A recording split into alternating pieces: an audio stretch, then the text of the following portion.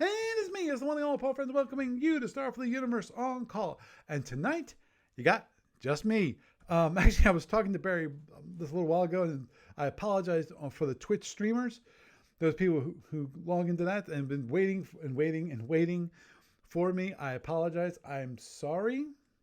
That what happened was that I got sidetracked by talking to Barry. We were talking about the voting. We didn't talk about politics. Talked about voting. So it was interesting.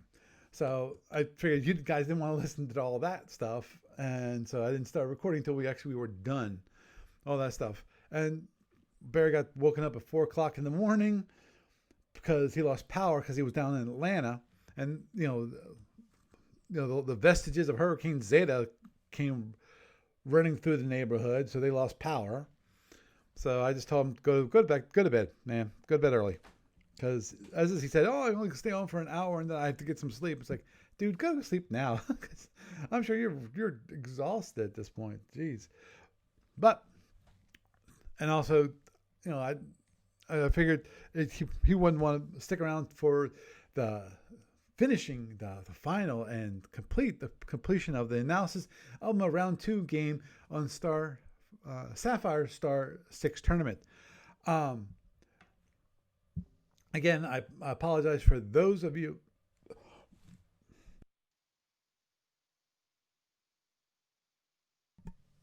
I apologize to you that I was unable to announce the finalists and who won for the Sapphire Star 6 tournament because of A to B.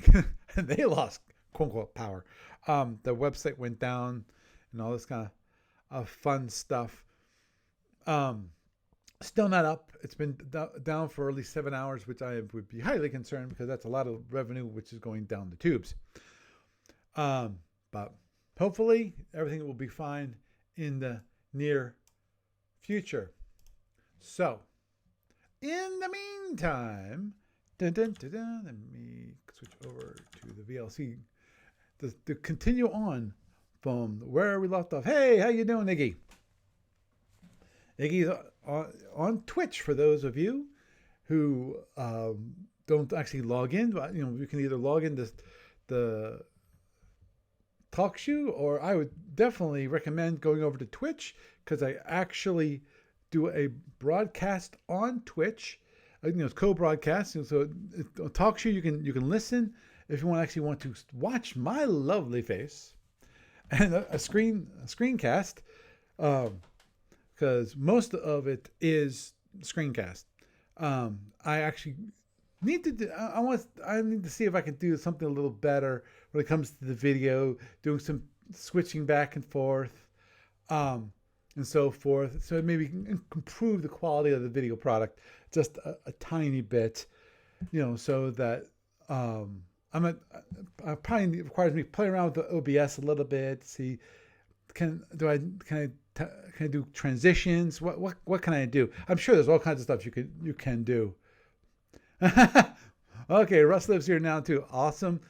And I'm hoping when Dave comes back, because I know he's currently very, very busy at work, that he will also join us over on Twitch. Now, of course, here's the issue I have with you, my dear friends. And that is that it is possible at some point in time. I might just go shut talk shoot. At the moment, I'm even if I don't use it for the primary chat and talking to people, I think I'm probably going to keep it around for the very least for the audio conferencing feature. At the moment, it seems to be working well now that I'm doing it through the browser instead of going through Skype. And also, I made sure that I am hardwired, so that will hopefully keep the bandwidth usage more consistent, and so that we won't have the issues that we've had sometimes in the past where drop-offs, cut-offs, freezes, all this kind of crazy stuff. And also a reminder for those of you on Twitch, and listening on the podcast, which is that I also post this video cast. I post it to YouTube every single week. So, you can either go to the SFU On Call website. The link for the YouTube episode will be posted as part of the link to that podcast entry. So you can see the different episodes, and it's on that website. Also, you can follow, if you're following SFU On Call on Twitter, you'll see it there too. So by all means, you can watch the video, listen to my voice. If you want to, do what the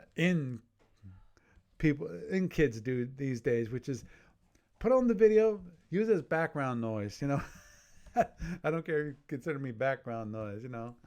Hey, maybe just listen to my wonderful voice. To me, it's me. But okay, moving onward and forward. Okay. Right now we're at the end of turn 4. This is where things get really, really tight. Let's continue on here. Can you play with, as you can see that I already, looking at how much energy I have in my panels, which is a lot more than I really want to have. Looking at discharging energy as much as possible. And let me do this. This playback. Let's just slow that down a little bit, just because of. Here, as you can see that I'm doing a full.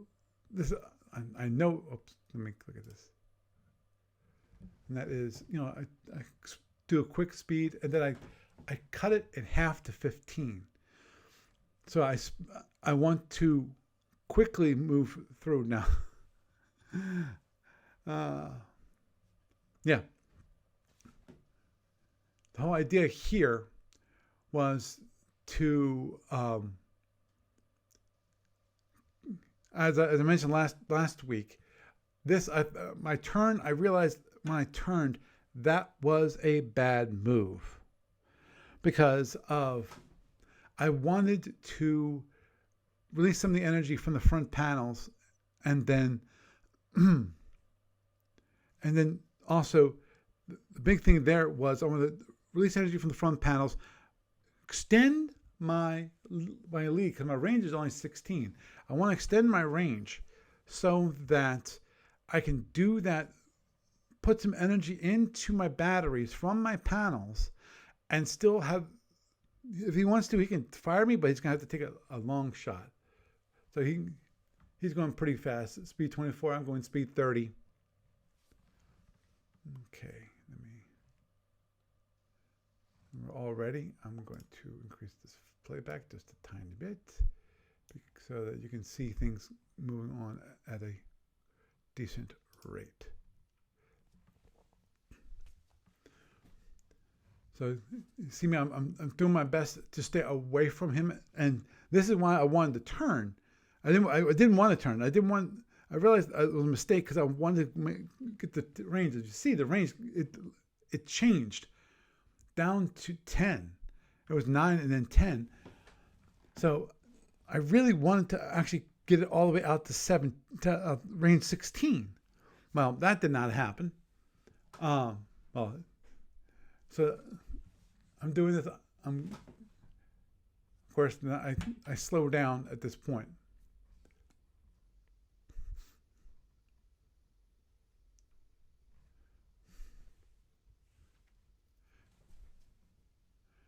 Okay, and I do that. Now it's my speed change down to 15. The whole idea was I wanted to slow it down so I could be more maneuverable. Because at this point, I don't have to worry about drones because his drones are depleted. His drone rack is dead. More to the point.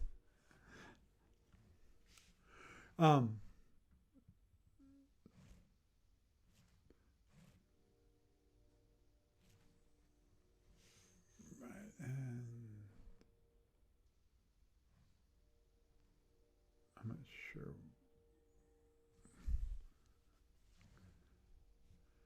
I'm not sure what I'm doing at the moment, to be honest. Oh, I was thinking. That's what I was thinking. I was trying to figure out.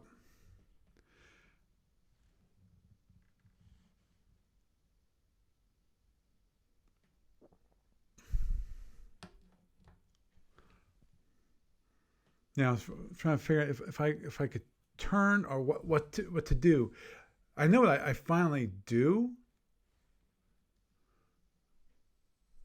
Right, so I dropped the panels from reinforced down to standard. Now, of course, the problem with that at this moment is that he can actually fire at me. Right, 4 to rear, 10 to the batteries.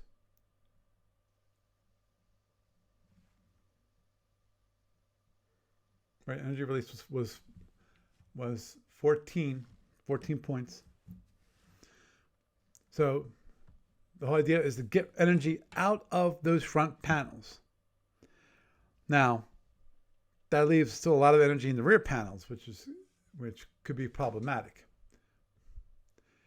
And problematic is what will face me in just a bit of time. As you see, call for fire. Yes, he spelled it wrong, but and yeah, I'm off his shield number 1. So I've fired 2 phasers. So 2s.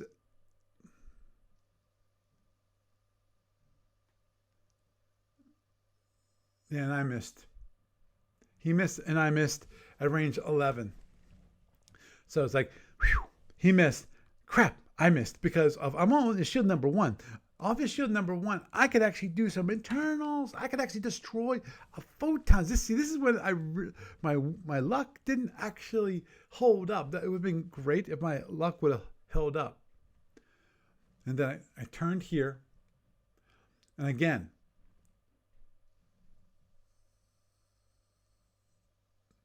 he fires 4 phaser 1s at me, and he actually hits for 3. Now, to me, 3 is a beautiful, beautiful number because with it, yes, I get only 2 internals and 1 point of energy is released. Actually, no, it's not released. Actually, it is released. Yeah, this is what I did. And okay, he turns away because he's afraid that I'm going to fire my phasers at him, probably. Sorry about that. He goes down to speed 12, in which I should have realized he couldn't keep up that speed for the entire turn. Because this is his off turn. His off turn, he needs the power that he's using. He needs that power to recharge his phasers, recharge his weapon. So he needs to slow down.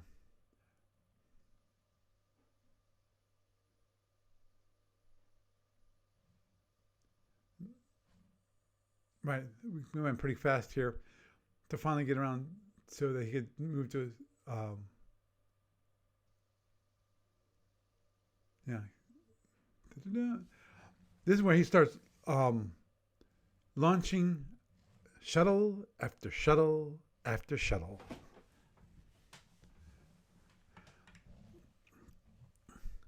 And we're getting close to the end of this turn.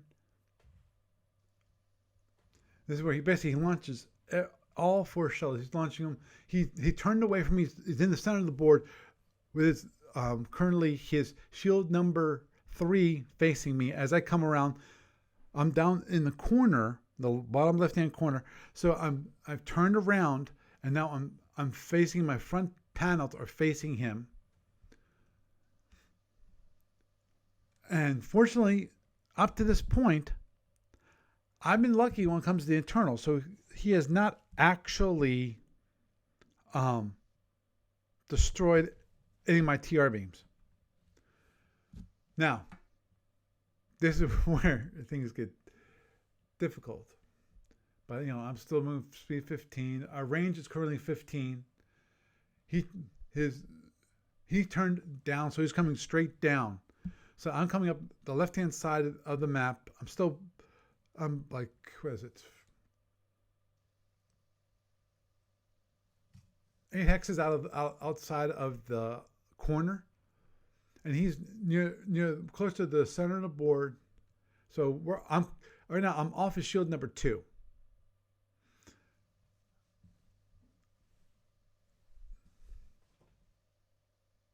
And then he has 2 of his shuttles fired me for 1 point of damage. Unfortunately, and fortunately, it forces me to change my panels from standard to reinforced levels, because that means at the start of the turn I am required, because it's on pulse 32, I must spend all 8 points of energy for reinforced.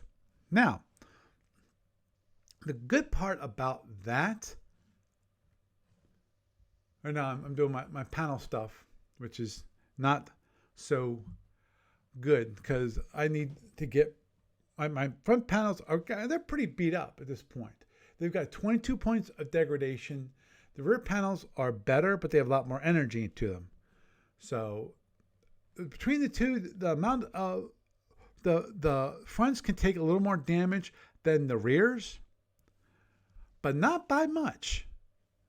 So that part, not so bad. Now, this is where we save the game, and let's go to side 2, or part 2 of the video. So give me a sec here. Let me open file, and there it is. There it is, part 2. Okay, so let's bring this up, and please don't play, because I want to expand this just a little bit, make it a little bit easier to read. And I don't see anyone over here. Nope. As it comes to talk show, I'm not sure if people show up anymore unless they actually chat.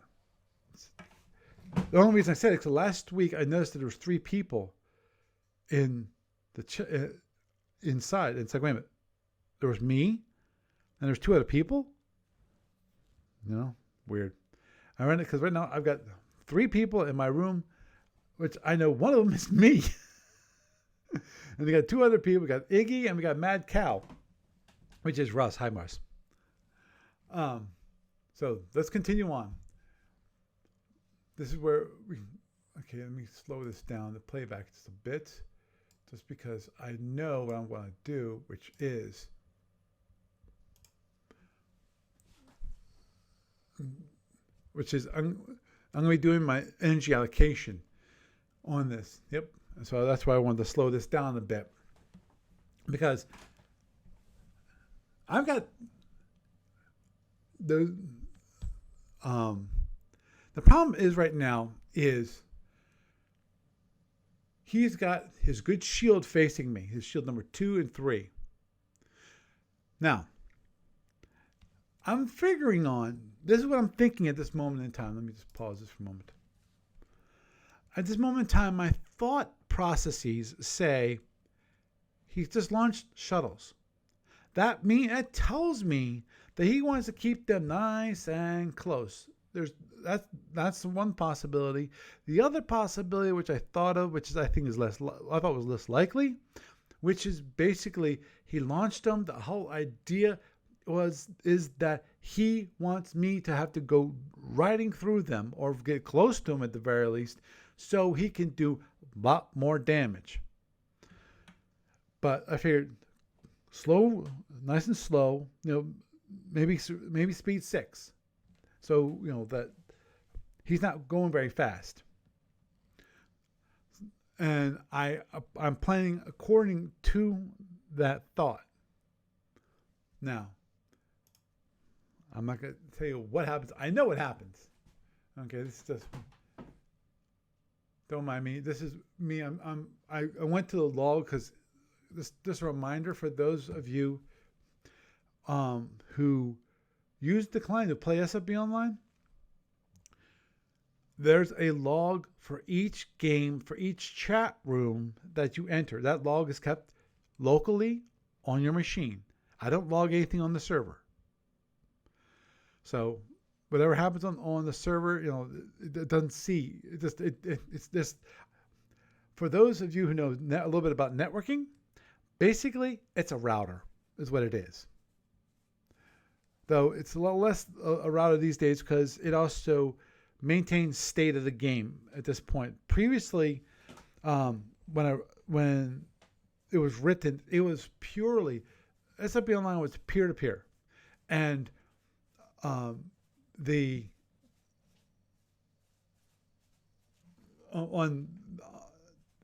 happened was that the players would sync up, which is also bandwidth wise is heavy, because what would happen is someone would enter the room, and then each player would then have to send their ships, their information about the game, and so it would you get these big spikes of each and every player had to send all their ships. So large fleet battles, this really hurt, which is why I knew I had to change it, especially for F&E, because of the need to maintain the state of the board on the server, so that the only person who gets those details, who needs to know those details, is when the person actually enters the room. Therefore, the server can just send the details instead of requesting it from all of the clients. So it's that. Previously, it was a pure router, and now it's more a state maintenance machine. It has the master copy of the game is in memory, but as soon as the game's over, it's wiped. So it doesn't get saved. I thought about an idea of actually saving on the server, but there's issues. That is something I probably will do at some point, especially if I get around to all the work that needs to be done for a web-based version of the client. And as I've mentioned, I'm not sure if I mentioned before when I talked about it, but one thing for that, I want to first create a minimum product. What is the minimum functionality that's required? Not all the doodads, all the wonderful features that the client has. Remove them all. Go down to basics. You need to certain things need to be done. You need an EA. You need a DAC. You need an SSD. You need an impulse chart, and you need a board. Things like chat room, not exactly required. You can actually communicate via another source if you need to. Obviously, currently that's all built into the server. It might become a requirement. I'm hoping to get some when I get to that point where I've implemented those initial rules, those initial things that are what I consider needed for a minimum viable product. That I can get some play testers in to just some beta testers just to try it out and say, okay, you can use like Discord, or you can use, I don't know, some other chat client that you want. You can use Skype if you want to do everything, and all the rest of the stuff is not recorded. Yeah, well, you see the actions, but that's probably will still have to happen where you announce things and so forth. Actually, in that case, you don't really need to announce things, because you can treat it as a tabletop game, where whatever mechanism you use for communicating with, you use that. It's less of a game platform and more of a tabletop platform. But anyhow, moving onward. Sorry, I got to taste those bunny rabbits. But I was just here because what I forgot because it had been like a week since we played. So what I did was I went back to the log file and I wanted to find out, when did the shuttles get launched? That would tell me, actually, shuttles getting launched. I think it was no, I think it was when it comes to his turn, speeds. It change the speeds. I think, yeah, that's what I was looking for.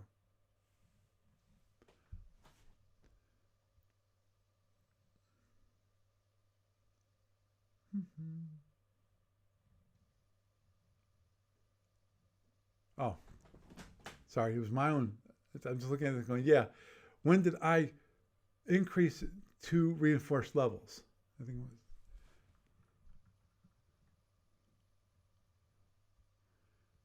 So I need to know when I could flick the switch. And actually, no, that's what it was. I needed to find out what was my current level. Was it reinforced or was it standard? In theory, I should have been able to look at the panel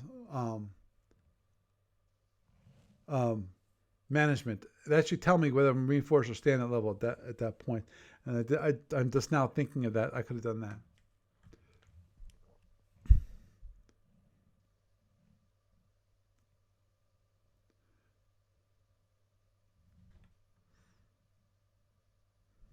So.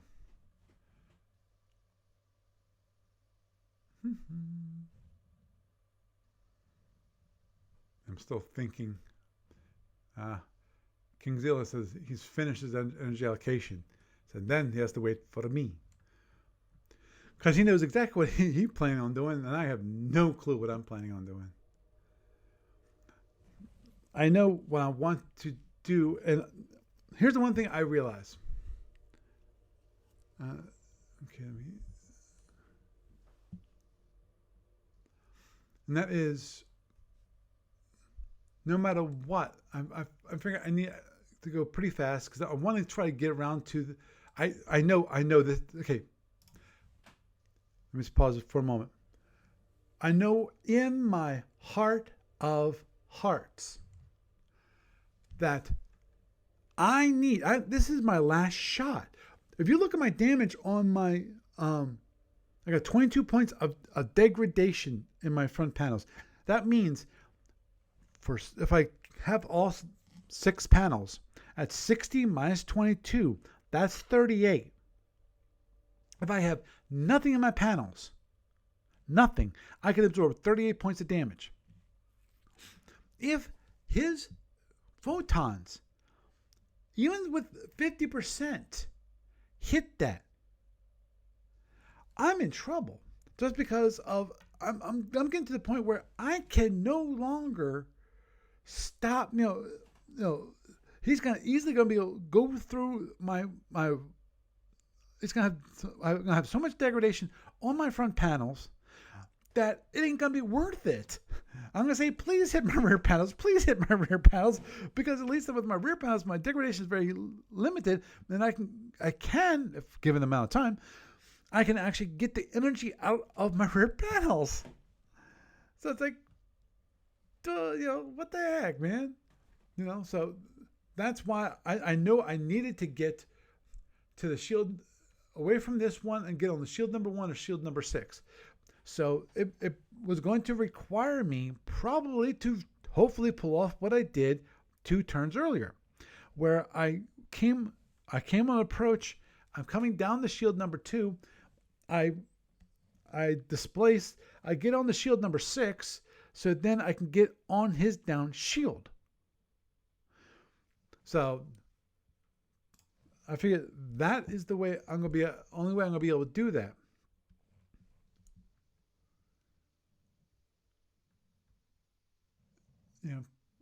I gotta look. I'm pretty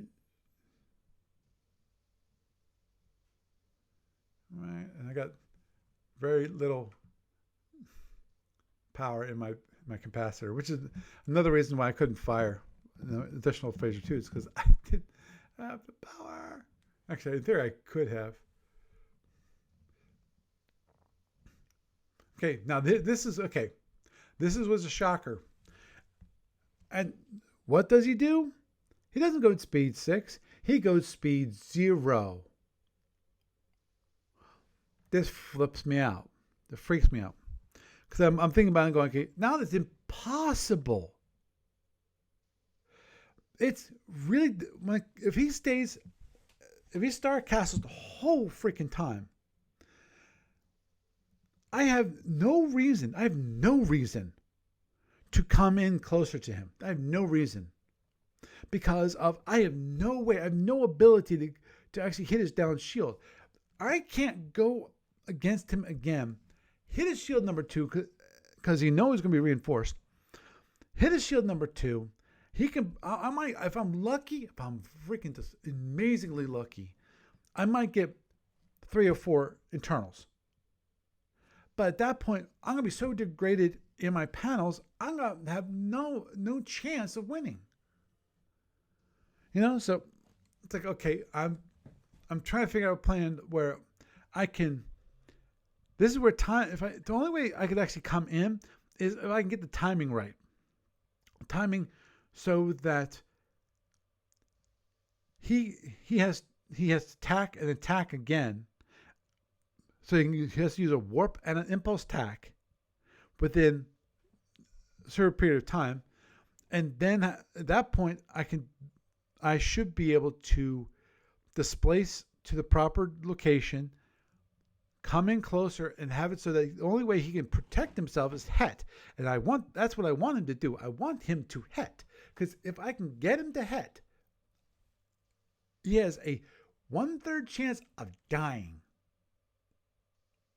And I'm praying for that 1/3 chance that he will do that and he will die. So I'm going speed 28. So I'm going zoom zoom, and this is when I go, okay. I need to just keep. I consider, should I come in? And I realized, no, he's going speed 0. I'm not going to come into him. I'm going to run around the board, charge everything up, get things out of the batteries as much as possible, and but still look for an opportunity to actually come in and attack. So I originally go, I'm going to come in.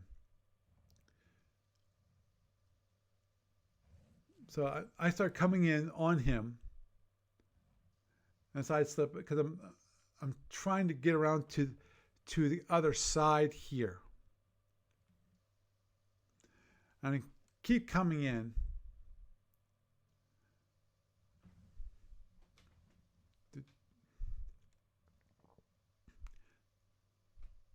Now this is where I'm at the point of, okay, I'm range 9. If I come into range 8, I need to attack. I have no choice.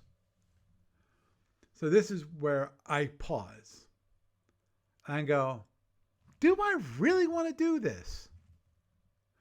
Do I want to come in and attack him? Because right now what I'm thinking about right now is I'm thinking about getting to, maybe, just maybe, he won't attack. Maybe he didn't allocate for attack. And if I can just get to his rear shield, I've got a chance. I have got a chance of hitting an unreinforced shield, possibly even just at range 8.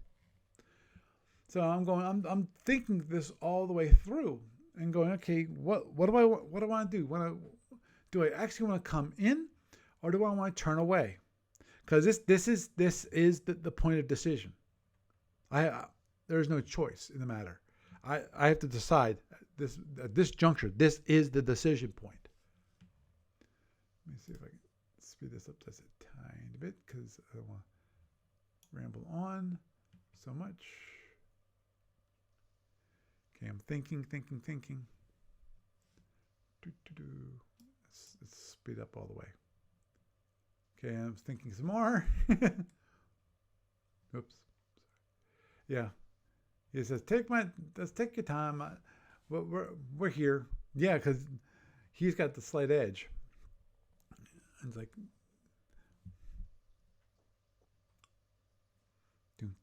don't. We're still waiting for my final decision. Okay, let's pause. So I make my decision. I turn away. Now, I'm at range 9, so there's no way he can fire his overload photon. So even if he turns, he can't get me. So, and even if he fires his phaser ones, the phaser ones are not that effective from 9 to 15.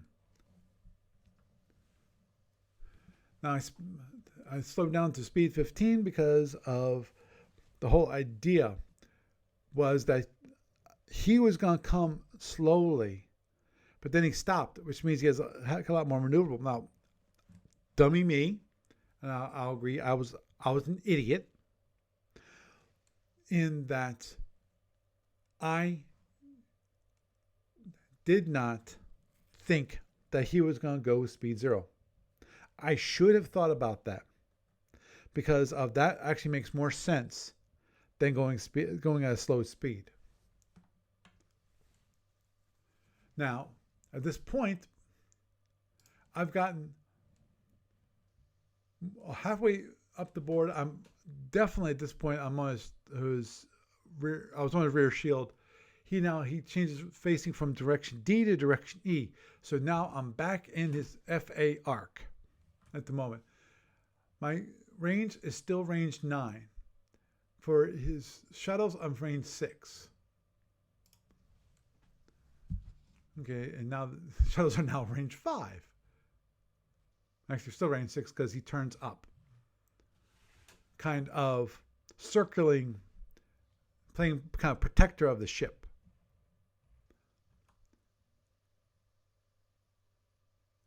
And I have a mid-turn speed change to a faster speed. The idea of that was to be able to get more maneuverability, more movement in. Now, I turn in,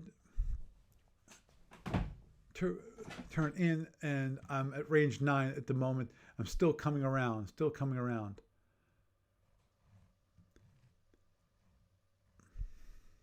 Now he's thinking about what he wants to do. He's currently facing direction E, right? Yeah, he's still facing direction E.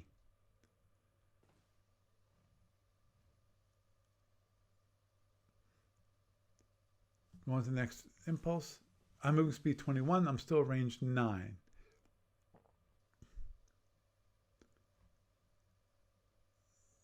His shuttles move.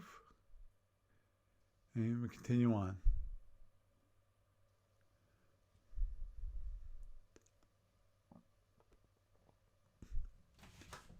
And I move onward. Come on. I go up. I'm looking at, and then he does an impulse tack. So now he's facing direction F. So he's facing directly towards me. There's an activity announced. I am what? 1, 2, 3.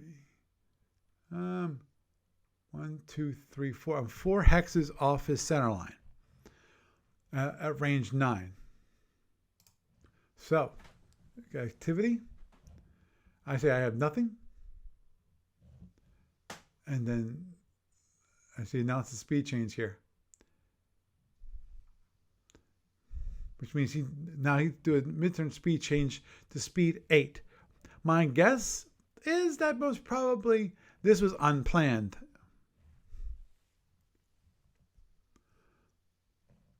By speed 24, he gets to move. This is where things go wrong. He does a mid-turn speed change to speed 8. Now, if you notice, he's in that also grandiose range of range 8. And unfortunately, since I was running it so close, range 9, and I didn't move this impulse, I have no way to escape.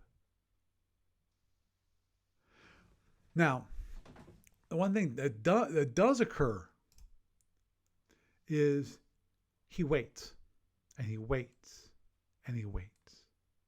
And I didn't find out until later. The reason why he was actually waiting for this was that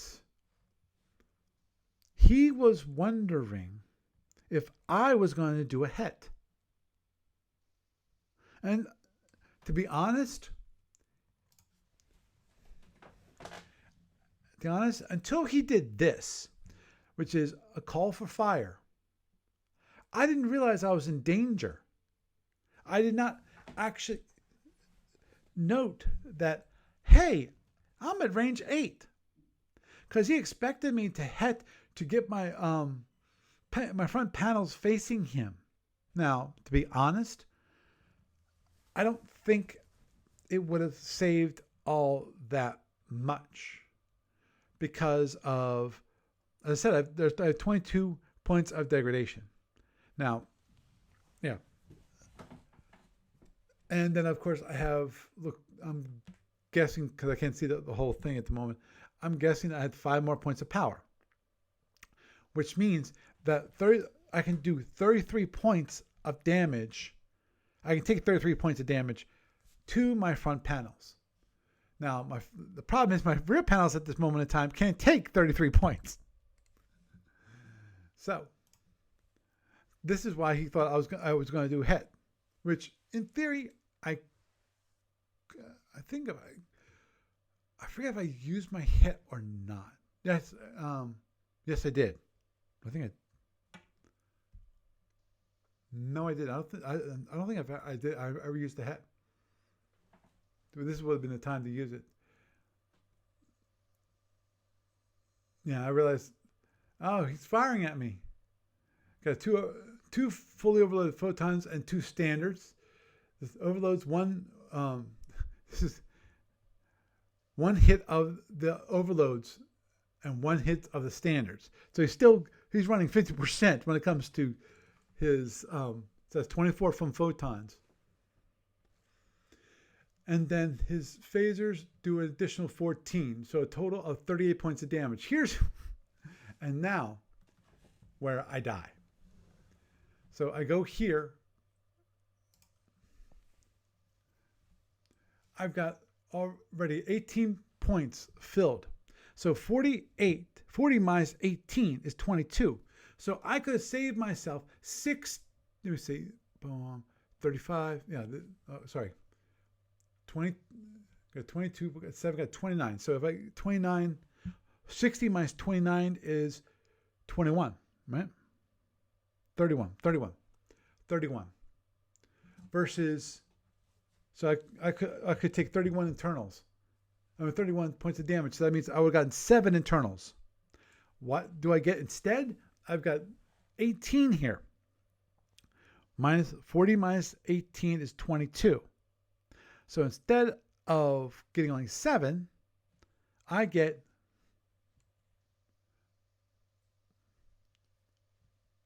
I get 16.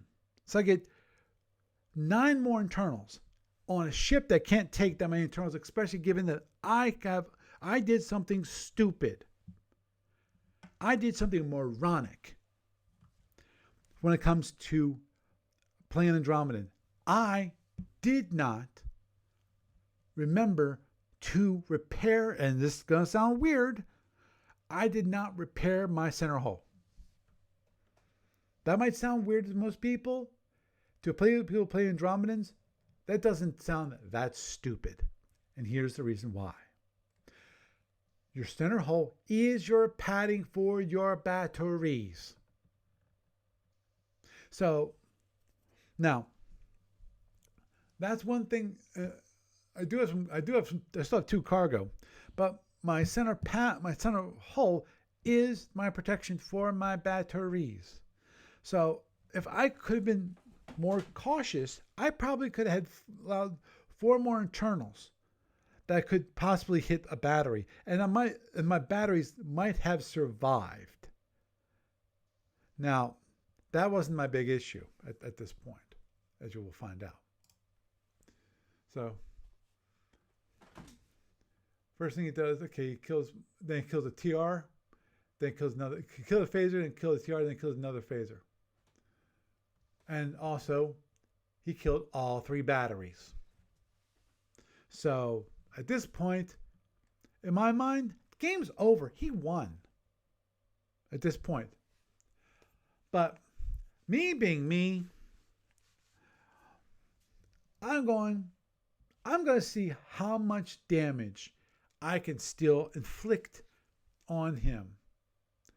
So I'm going to see if I can get it so that I'm going to turn in now.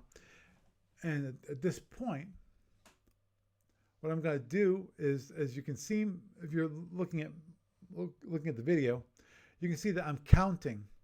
Because what I want to do is I'm checking to see how much do I move. So I need to see where I need to displace. Because what I want to do is I want to displace and I want to beat him as much as possible and see if I can do enough damage.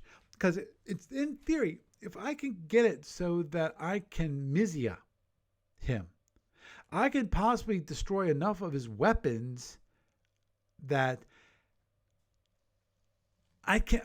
Well, in theory, I can't pull it out because there's one thing that I didn't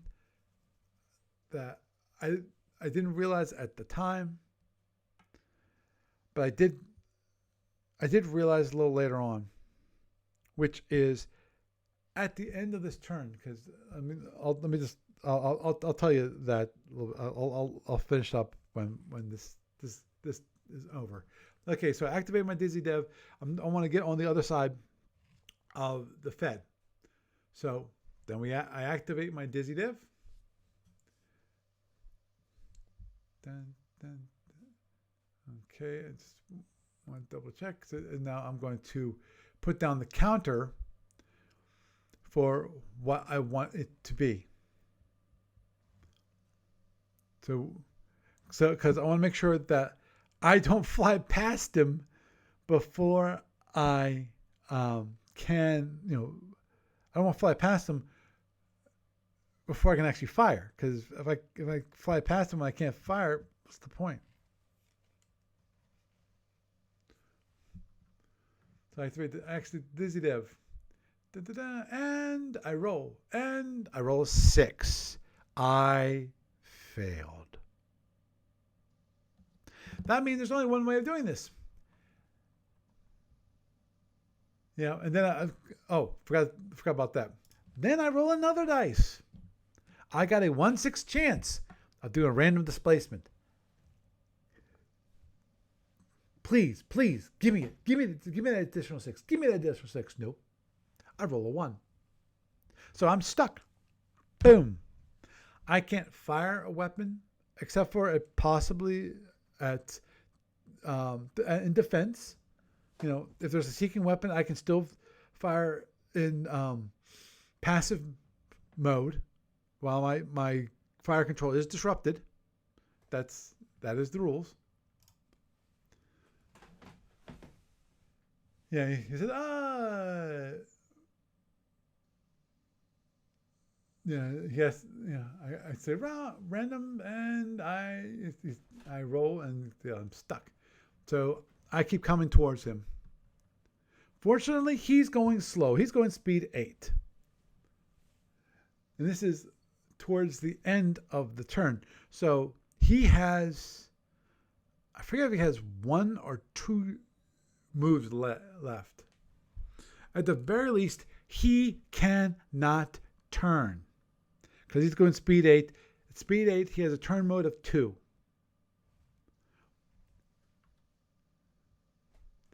And this is where he is thinking about firing his shuttles.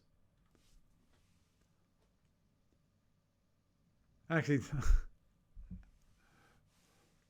for those of you, Ed the Fed came in to visit the room. He just re-signed up, and it was actually, I haven't seen Ed for a while. Ed used to be around you know, early on in SFU Online history, he was around a lot, and you know, I was glad to see him come back. You know, so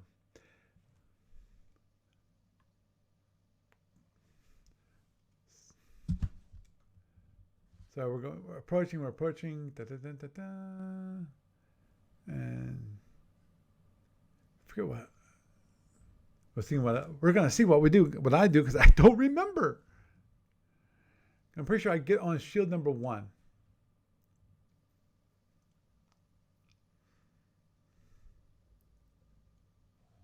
Unfortunately, oh yeah,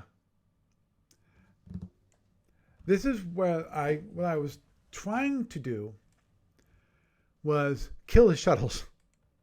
I dropped my T-bomb because that's one thing. See, that was the one thing that I also was thinking about when it comes to his speed 6 is that if he's moving slowly, I can get it so that he will not turn or he will turn a certain way using that nice little T-bomb.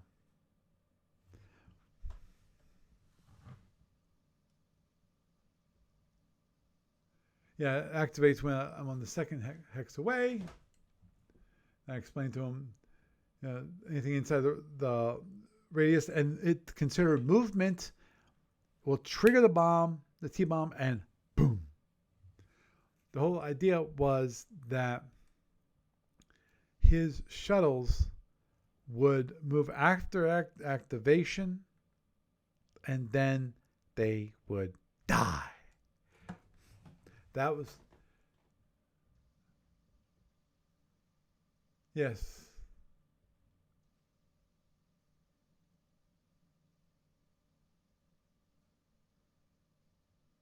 Yeah, I think at this point, basically, the way this scared him.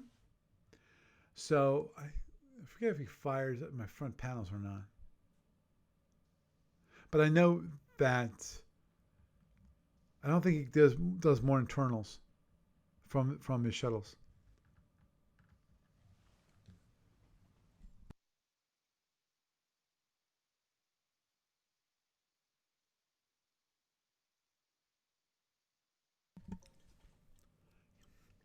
Okay.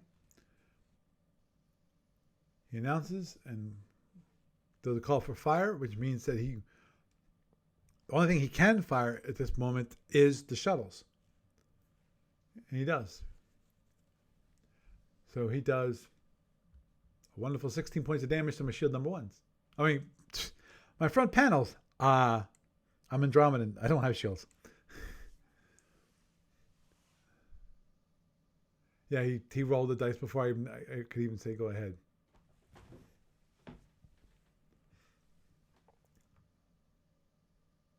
Okay, we go.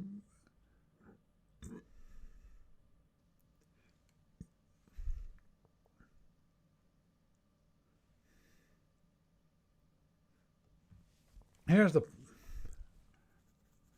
issue at this point is that I don't get to his this impulse 31. I don't get to range 2 until impulse 32, and impulse 32 the shuttles move, but I'm pretty sure the T-bomb doesn't activate until like the segment later. So basically, it doesn't. I don't move. I move, and then it doesn't automatically blow up the shuttles. At that point, it's activated. But he turned up towards me because he wants to get his lovely phasers into arc and blast my front panels to get some more internals. At least that's what he's hoping.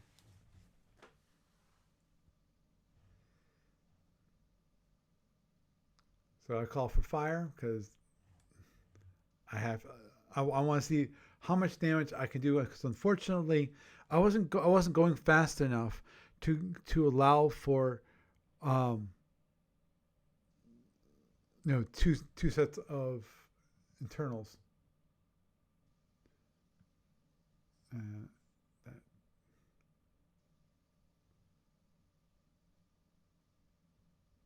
That. I still try to do it because I can.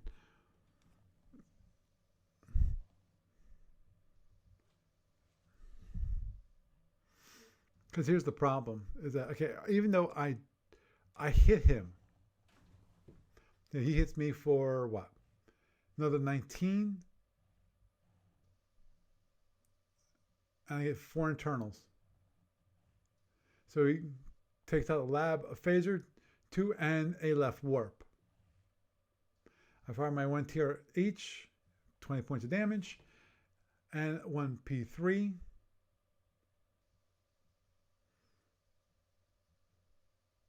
And 4 points, so a total of 24 points of damage. So that's 24 points of internals applied to that ship. So I knock out his phaser 3s again. Knock out, let me see, I knock out his batteries. I knock out one of his photons. I knock out 2 of the phasers, phaser 1s. Actually, I think one of those should have been the phaser 360 phaser 1s. Doesn't matter.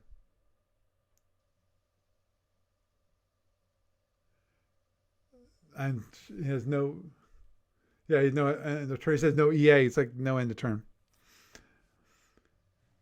And this is when I have to decide: do I try to continue on? Right now, I've got both my front and rear panels are full. I can't absorb anything into my batteries. I can dissipate 6 in the front, 4 in the back.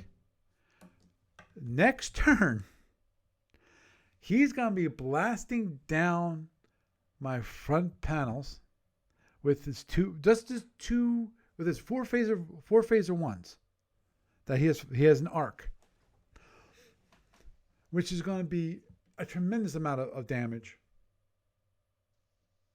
And as I point out here, okay, I'll stop.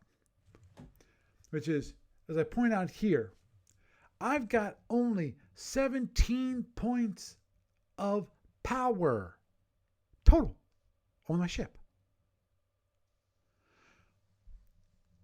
To have a running ship at this moment in time, I need 10 points of power. Well, not even 10. I think I have to double check. I might have been considered crippled. As a minimum, okay, just a minimum. Let's say that I decide to drop fire control. I decide to drop fire control, don't have to pay for life support because I'm crippled. Let's say I'm crippled. I still have to put 8 points of power. 8 points of power. That's 17 into keeping the panels up. Because I cannot, unless I have less than 8 points of power, I cannot let my shields drop. I cannot I cannot have panels drop below levels that maintain the energy. So basically, I cannot cause, by my own actions, internals to my ship. Unless it's a last resort, i.e., I don't have enough power to maintain the panels. In which case, Lord have mercy on my soul at that point, because then I get those internals. And what's possible in those internals? PA panels. Yay, cascade effect. Yay, and I die. But in any case, I've 17 points of damage, 17 points of power. 8 is going to be for that. That means I have 9 points of power to move. Even though I am a 2/3 points ship, maximum speed is a little less than 15, because I know 15 would be 10. So 15 is 10, 9 is going to be 13. Yeah. My fastest I can move is actually speed 13, which is not too bad. But he has a heck of a lot more power. He has a heck of a lot more weapons. And then, of course, we have the whole issue of Impulse 1 exchange of fire. Can I have it so that I do some more internals to him? Yes, I can. I can do, if I max it out, I got 10 more internals. If he maxes his out at range 1, if I recall correctly, that's 28 points of damage. I cannot take 20. I might blow up. I don't think I won't blow up because he'll hit my PA panels. No, actually I would blow up. If he hits my PA panels, I will blow up. Because cascade effect. Boom, boom, boom, boom, boom. If that's the only thing left, it's gonna blow up. Now, less than that, I'm gonna have a crippled ship. I'm gonna be dead. I have no way of winning this at this moment in time. That's when I realized I gotta concede. So I concede the game at this point, and that's because of two major mistakes. Well, there's other mistakes earlier on in the game which I made, but the biggest ones at the very last turn. Number one, I didn't keep an eye on the range from my opponent, because here's the thing, even if I would have not moved, I wasn't paying attention and I wasn't looking at the impulse chart to say, okay, if he does a midturn speed change to speed 8 or 9 or 7 or 6, whatever, he can actually get into range 8. I never thought that. I never even approached my memories, which was a mistake on my part. That's number one. So he got the range 8, but more importantly, not that he got the range 8, I didn't realize he got the range 8. That's a big mistake. That's a huge, huge, huge mistake. And what's the gotcha on that one? The client itself, if I would have thought about it beforehand, I could have set myself up for an alarm, because the client has an alarm feature where you can say, if the range gets within range, in this case 8, fire off and tell me, hey, he's range 8. Of course, if I would have thought enough through the thing about range 8, I would have been keeping an eye on the range tracker right here. But so if I got the range 8, I would have went, oh, I am a range 8. Crap, you got the range 8. I could have headed at that point. That alone was my biggest. That's the biggest mistake. The other big mistake I had was even thinking for a moment that I could come in on him. I should have never even tried. I shouldn't have gotten close, which means I could have maintained a range. I should have just called it a done turn. A turn. He's going to sit still. I'm going to run around the board. I might take a few, his shuttles might take a few pot shots at me, but at the very least, I will not be dead. I'll be able to clear up my front panels, and possibly, if I would have even thought on that turn, I could have repaired up some center hull, and I could have gotten at the very least, get the freaking energy out of my rear panels. Even just a little bit more. Because definitely by the end of the turn, the front panels, they were going to be completely and utterly wiped. Rear panels, not so much. But maybe I could have left the rear panels as such, as long as I got my front panels wiped, and then I could have done something else. Possibly I could even use that energy that was in the rear panels by that point, going on to the next turn, turn 7, I could toggle my panels in such a way that I could possibly gotten the energy from the rear panels in what was left into the front panels and into the batteries, directly into the batteries, and possibly even, depending upon if I had enough time, possibly even get it so that the power in my front panels are gone too. Could I have done it? Maybe. I'm not. Toggling panels under fire is always a difficult thing. Because as you see, when I did it on the last turn, that I had the big issue of, I did it. I was in range, and he fired, and he got internals. So, and I was lucky he didn't get a TR at that point. But again, a mistake during the whole game, as I mentioned, was not repairing my center hull. I could have 4 center hull fixed, and if I would have done the other thing, which is headed, I could my TR beams probably could have survived. I could have my TR beams might have gotten knocked out. Let's say they did.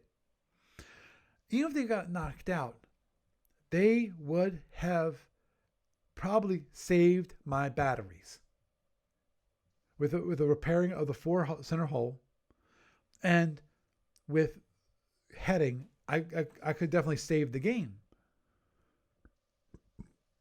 Because I could. Can you imagine it? Same situation, because he wouldn't have changed what he did. He couldn't have changed what he did.